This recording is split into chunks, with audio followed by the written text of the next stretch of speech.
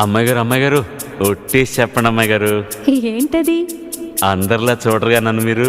అంటే ఏదో నాకు తోచింది మంచు చెడ్డో చేసేస్తూ ఉంటా కదా.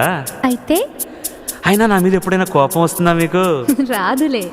అంటే అంటే నేనంటే నువ్వంటే మీకెంతో నాకెంతో ఇష్టం అన్నమాట. ఇవ్వాలైనా మీరు ఏది అది అమ్మాయి గారు. చెప్పాలి ఏం కావాలో మీరు ఏదో అది అబ్బాయి గారు. నన్నే మెచ్చారు, నేనే నచ్చానన్నారు. తీరా అది అంటే ఇంకా ఏమో ఆలోచిస్తారు.